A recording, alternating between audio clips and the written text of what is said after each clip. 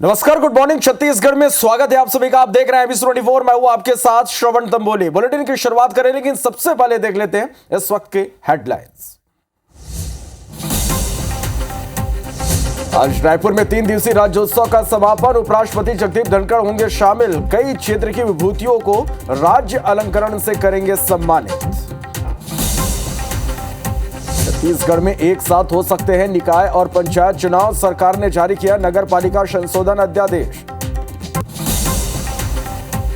Raipur central jail के बाहर युवा को गोली मारने वाले 4 आरोपी गिरफ्तार। 2 आरोपी पहले ही हो चुके हैं अरेस्ट।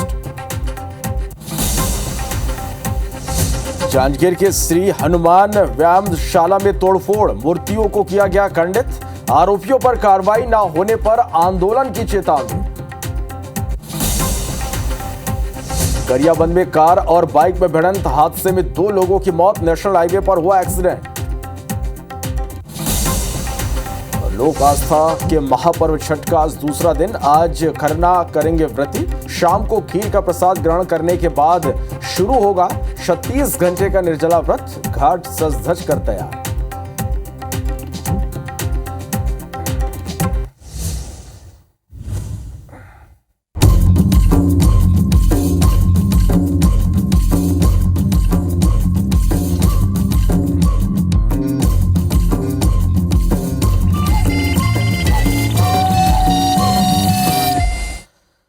बुलेटिन की शुरुआत करेंगे इस वक्त की एक बड़ी खबर के साथ। राजधानी रायपुर से बड़ी खबर। सीजीपीएससी 2023 इंटरव्यू की नई तारीख घोषित हो गई है। 18 से 27 नवंबर तक अभ्यर्थियों का इंटरव्यू होगा। पहले इंटरव्यू की तारीख 15 अक्टूबर थी। 28 नवंबर की शाम रिजल्ट आने की उम्मीद है। तो यह बड़ी खबर आप तक पहुंचा रहे रायपुर से सौरभ परिहार, हमारे संवाददाता फोन लाइन पर जुड़े। सौरभ, सीजीपीएससी 2023 के इंटरव्यू की नई तारीख घोषित हो गई, किस तरह से पूरा शेड्यूल है?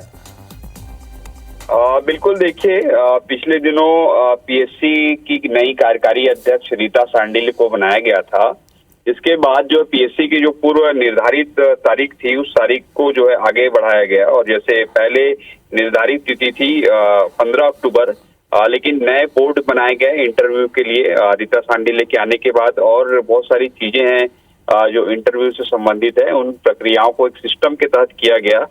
इसके कारण जो अब नई तारीख आई है, 18 से 27 नवंबर तक ये अभ्यर्थी जो है इंटरव्यू देंगे। और इससे पहले कि तमाम जिनके दस्तावेज डॉक्यूमेंट जो है वेरीफाई हो गए हैं, उनको कराने की जरूरत नहीं है। लेकिन जिनके वेरीफाई नहीं हुए डॉक्यूमेंट, उनको वेरीफाई कराना होगा। उसके लिए 2 दिन का समय दिया गया है, 16 से 18 नवंबर के बीच। और 18 से 27 नवंबर तक जो है 2 पालियों में इंटरव्यू होगा। आपको याद होगा कि 2023 और उससे पहले की तमाम जो पीएससी है, उसको लेकर तत्कालीन विपक्ष जो है आरोप लगाती थी। और इस मुद्दे को लेकर उन्होंने अपने बीजेपी ने घोषणा पत्र में भी शामिल किया गया था कि पूरे मामले की जो है सीबीआई जांच कराई जाएगी। और फिर जैसे ही सरकार में बीजेपी आती है और फिर सीबीआई जांच की भी घोषणा हो गई। सीबीआई अभी पूरे मामले की जांच कर रही है। और उसके बाद आप देखें कि जो कार्यकारी अध्यक्ष भी जो है रीता सांडिल्य को बनाया जाता है, कारण कि उससे पहले की जो अध्यक्ष थे जब कांग्रेस सरकार में, तब उस अध्यक्ष के ही खिलाफ जो है कई सारे आरोप लगे हुए हैं।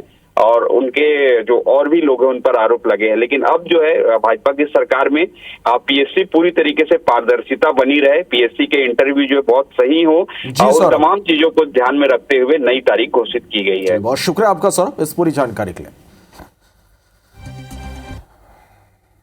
बड़ी खबर रायपुर से, जहां मेकाहारा में लगी आग पर स्वास्थ्य मंत्री का एक बड़ा बयान है। स्वास्थ्य मंत्री श्यामबिरी जायसवाल ने कहा, कांग्रेस सरकार ने फायर ऑडिट संबंधी ध्यान नहीं दिया। अब हमारी सरकार सुरक्षा मानकों को पूरा कर रही है। अब मेडिकल कॉलेज में भी फायर ऑडिट कराया जाएगा। जिला अस्पतालों में फायर ऑडिट के आदेश उन्होंने दे दिए हैं। अस्पतालों में आग से बचने के लिए नई तकनीक भी अपनाएंगे। देखिए, फायर को लेकर फायर ऑडिट करने हेतु हमने जैसी सरकार हमारी आई है, हम लोगों ने डिस्ट्रिक्ट हॉस्पिटलों के आदेश दे भी दिए हैं। और मेडिकल कॉलेज में भी सभी जगह फायर ऑडिट भी कराएंगे। पिछले सरकार ने इस प्रकार की फायर से संबंधित किसी प्रकार का कोई ध्यान दिया नहीं। हम पूरे सुरक्षा मानक के साथ पूरे मेडिकल कॉलेज और हॉस्पिटलों में ये भविष्य में आगजनी ना हो सके, उसके लिए और एहतियात बरत रहे हैं। छत्तीसगढ़ सरकार ने नगरपालिका संशोधन अध्यादेश जारी कर दिया और इस अध्यादेश को छत्तीसगढ़ में निकाय और पंचायत चुनाव एक साथ कराने के संकेत के तौर पर देखा जा रहा है। ऐसे में डिप्टी सीएम अरुण साव ने अध्यादेश को लेकर IBC 24 से खास बातचीत की और उन्होंने यह बताया कि एक अध्यादेश मतदाता सूची में नाम जोड़ने को लेकर है, दूसरा अध्यादेश नगरीय निकायों में चुनाव को लेकर है। दोनों अध्यादेश को लेकर डिप्टी सीएम अरुण साव से खास बातचीत की हमारे संवाददाता जितेंद्र थवाइत ने। हमारे साथ अरुण साव जी हैं, डिप्टी सीएम। सीधे उनसे ही बात करते हैं। सर, एक अध्यादेश जारी हुआ है, क्या कुछ ये अध्यादेश है और किस तरह से इसको देखें हम आने वाले चुनाव की दृष्टि से? इस अध्यादेश में दो बातें हैं। एक अध्यादेश है मतदाता सूची में नाम जोड़ने का, और जिसके कारण से लगभग प्रदेश भर में 3 लाख मतदाता मतदान से वंचित होते, उनका नाम नहीं आता, तो उनका नाम मतदाता सूची में जुड़ जाए, इस दृष्टि से एक संशोधन हुआ है। दूसरा संशोधन नगरीय निकाय में म्युनिसिपैलिटीज एक्ट में निकायों का कार्यकाल 5 साल का होता है। 5 साल के बाद वो अवसान हो जाता है, पर राज्य सरकार के लिए हो गया कि 6 महीने के अंदर निकाय का चुनाव कराया जाएगा, कराए जाने की बाध्यता होगी, और इसलिए वो चुनाव के दृष्टि से ये अध्यादेश जारी किया गया है। ये माना जाए संकेत है कि नगरीय निकाय चुनाव और पंचायत चुनाव इसके साथ ही एक साथ होंगे। देखिए, अभी हमने इसके लिए समिति बनाई थी। समिति ने अपनी रिपोर्ट दी है एक साथ कराने की संभावनाओं पर विचार करने के लिए। समिति की रिपोर्ट पर विचार करके सरकार निर्णय करेगी। कैमरामैन सतीश मिश्रा के साथ जितेंद्र थवाइत, IBC 24, बिलासपुर।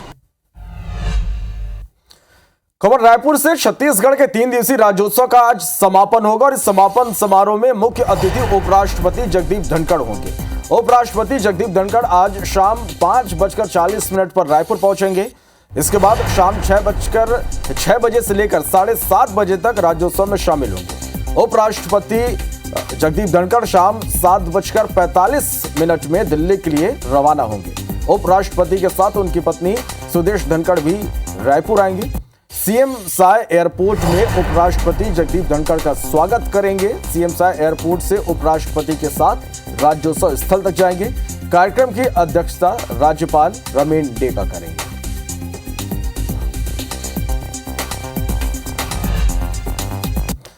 तो छत्तीसगढ़ राज्योत्सव के दूसरे दिन कई सांस्कृतिक कार्यक्रम हुए। कलाकारों ने रंगारंग यहां पर प्रस्तुति दी। कार्यक्रम में राज्यपाल रमेन डेका, सीएम विष्णुदेव साय समेत कई मंत्री, विधायक और अधिकारी भी शामिल हुए।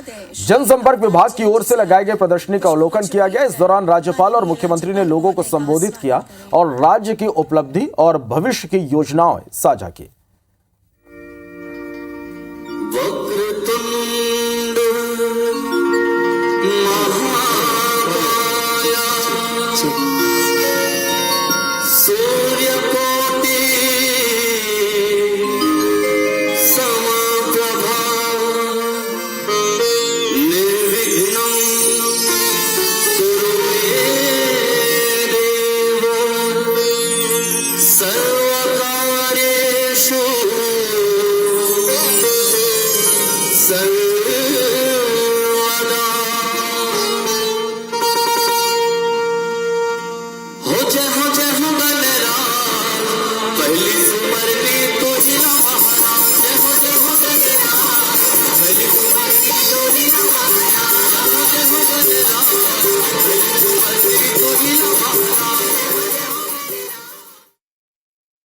पिछले 23 वर्षों में छत्तीसगढ़ के विकास के लिए एक ठोस धरातल निर्मित हुआ है। हम आज एक संकल्प ले कि अपने प्रदेश की, शहर की सार्वजनिक संपत्तियों, सांस्कृतिक धरोहर को रक्षा करेंगे, उसे संभालेंगे और दूसरों को भी इसके लिए प्रेरित करेंगे। यह राज्योत्सव राज्य की इन्हीं उपलब्धियों का उत्सव है। संस्कृति का संरक्षण और संवर्धन हमारी सरकार की सर्वोच्च प्राथमिकताओं में शामिल है। छत्तीसगढ़ राज्य हमने बनाया है, हमने संवारा है और आगे भी इसे हम ही संवारेंगे। तो दूसरे दिन छत्तीसगढ़ राज्योत्सव के कई सांस्कृतिक कार्यक्रम का आयोजन किया गया। इसमें कलाकारों ने रंगारंग यहां प्रस्तुति दी।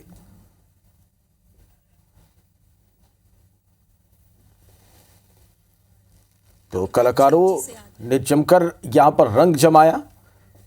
राज्योत्सव के रंग हर दिन यहां पर देखने को मिल रहा है। 3 दिवसीय आयोजन जिसका समापन होगा, लेकिन दूसरे दिन इस कार्यक्रम में कलाकारों ने शानदार प्रस्तुति दी, समा बांध दिया।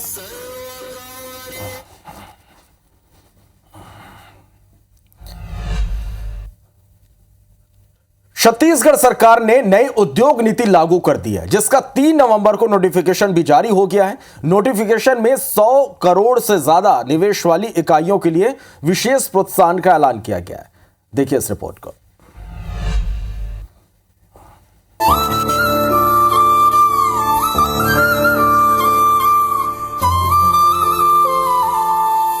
अपनी समृद्ध सांस्कृतिक विरासत और प्रचुर प्राकृतिक संसाधनों के लिए जाना जाने वाला छत्तीसगढ़ एक महत्वपूर्ण औद्योगिक यात्रा पर निकल पड़ा है। इसकी शुरुआत 3 नवंबर से हो गई।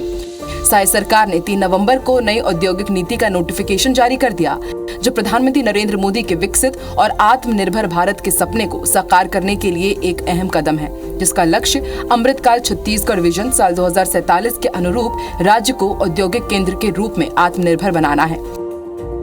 इस नीति में दवा, टेक्सटाइल, फूड प्रोसेसिंग, कृषि उपकरण, इलेक्ट्रॉनिक्स जैसी तमाम इकाइयों के लिए आकर्षक प्रोत्साहन शामिल है। इस उद्योग नीति में साय सरकार ने कोर सेक्टर पर भी जोर दिया है। कोर सेक्टर जैसे स्टील, सीमेंट, ताप विद्युत और एल्यूमिनियम के लिए अलग प्रावधान किया गया है। दवाओं में रिसर्च यूनिट्स के लिए 3 करोड़ का अलग से फंड अलॉटमेंट किया गया है। उद्योग नीति की 2 अहम बातें हैं। पहली, इसमें आर्टिफिशियल इंटेलिजेंस यानी AI से जुड़ी यूनिट्स के लिए 450 करोड़ रुपए का प्रावधान किया गया है। दूसरी अहम बात, सामाजिक रूप से SC और ST की डायरेक्टरशिप में लगने वाले उद्योगों के लिए 50% तक की छूट का प्रावधान है। वहीं 100 करोड़ से ज्यादा निवेश वाली इकाइयों के लिए विशेष प्रोत्साहन का ऐलान किया गया है। इसके अतिरिक्त स्टाम्प पंजीयन, मंडी, विद्युत शुल्क में छूट दी गई है और विशिष्ट उत्पाद के लिए स्थायी पूंजी निवेश पर 300 करोड़ की छूट का प्रावधान किया गया है। वहीं स्टार्टअप और बीमार उद्योगों के लिए प्रावधान किए गए हैं। ये नीति न केवल आर्थिक विकास को गति देने के लिए बनाई गई है, बल्कि उन समूहों को सशक्त बनाने के लिए भी है जो प्रगति की धारा में अक्सर पीछे रह गए हैं। Bureau report, IBC 24। अंबिकापुर के मोमिनपुरा निवासी मुस्तकीम ने रिश्वतखोर पटवारी को सबक सिखाने के लिए एक अनोखा तरीका अपनाया है। मुस्तकीम ने पटवारी को रिश्वत देने के लिए कलेक्टर से 8,500 रुपए उधार मांग लिए और इसके लिए सरगुजा कलेक्टर के जनदर्शन में आवेदन लगाया। पीड़ित ने जनदर्शन में कलेक्टर से कहा, साहब 8,500 रुपए उधार दे दो ताकि पटवारी को दे सकूं और जमीन का काम हो सके। 1 माह बाद रकम लौटा दूंगा। पीड़ित का दरअसल यह आरोप है कि पटवारी के पास उसका काम 1 महीने से अटका हुआ है। जब वह पहुंचा तो उससे पटवारी ने 10,000 रुपए की रिश्वत मांगी, जिसको लेकर पीड़ित ने रिश्वतखोर पटवारी के खिलाफ कड़ी कार्रवाई की मांग की है। फिलहाल SDM ने पीड़ित को जांच के बाद कार्रवाई का आश्वासन दिया है।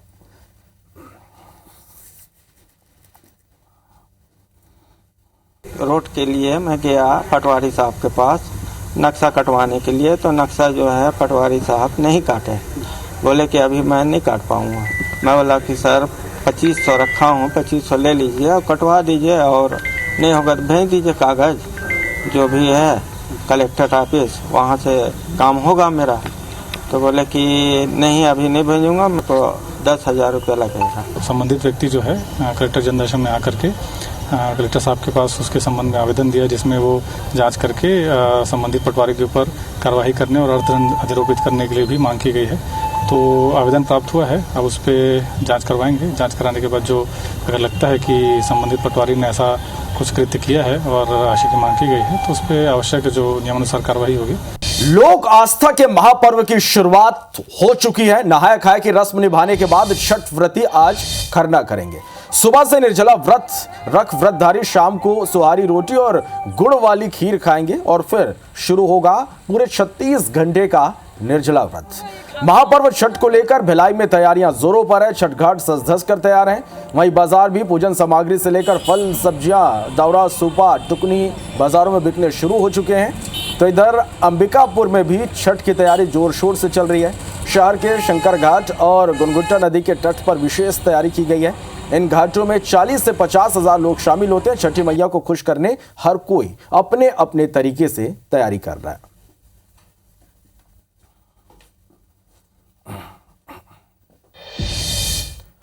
एक और छोटे से ब्रेक के लिए रुकेंगे। ब्रेक से लौटेंगे तो आपको दिखाएंगे मध्य प्रदेश की कुछ खबरों को फास्ट अंदाज में।